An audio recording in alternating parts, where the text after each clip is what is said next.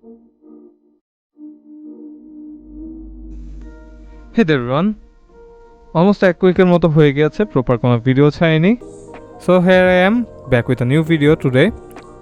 আজকে কিবোর্ডটি Langto GK65 যা BDর one of the cheapest tri-mode keyboard right now and most probably the cheapest tri-mode যা TechTiger Electronics এনেছে and আজকের review ইউনিটিও তাদের দেওয়া। So do check them out for more amazing products. And আর দেরি না করে let's start our unboxing since I'm already late to the party.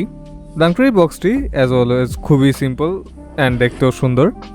বক্সটি ফার্স্টে খুলতে আমরা এটির কিবোর্ডটি পাই যা আমরা পরে দেখছি। কিবোর্ডটি সরানোর পর আমরা এটির ইনফেমাস কিক্যাপ অ্যান্ড সুইচ পুলারটি পাই যা আমি একদমই লাইক করি না।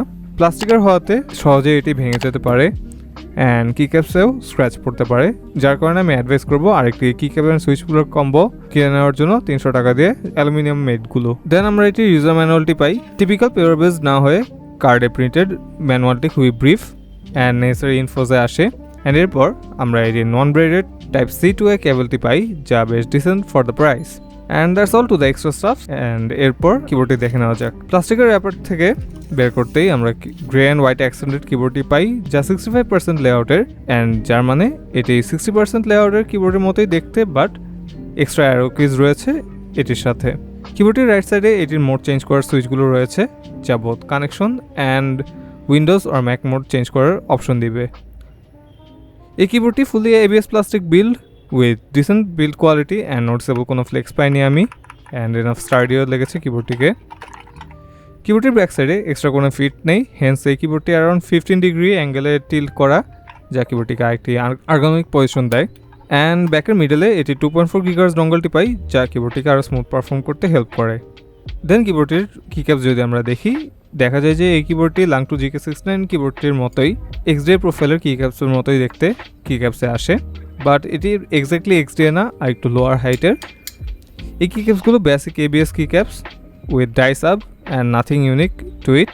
কিক্যাপসটির পর দেয়ার দ্য সুইচ যা Langtoর নিজস্ব কাস্টম মেড সুইচ, অ্যান্ড আমার কাছে Langto গোল্ড লিনিয়ার সুইচটি এসেছে এই গ্রে কালার ভ্যারিয়েন্টের সাথে, বাট এটির আরেকটি ভ্যারিয়েন্ট রয়েছে যা সিলভার সুইচে আসে অ্যান্ড ওইটি আরেকটু লোয়ার অ্যাকচুয়েশন ফোর্সে আসে।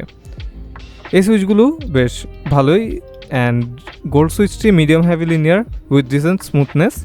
এই সুইচগুলো 3 পিনের সুইচ অ্যান্ড যেহেতু খুলে আসে এর মানে এটির পিসিবিও হটসপ পিসিবি, বাট এই PCB just 3 pin switch support করবে অ্যান্ড সব ধরনের সুইচ এটির মধ্যে ফিট করবে না।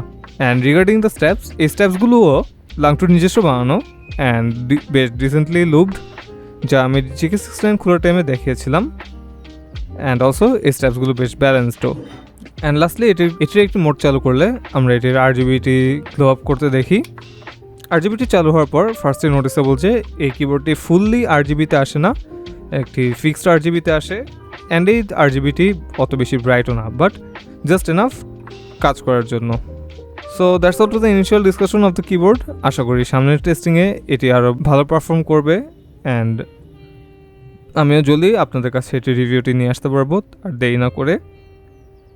Till then, see you soon and thank you for watching and don't forget to get subscribe for my future videos.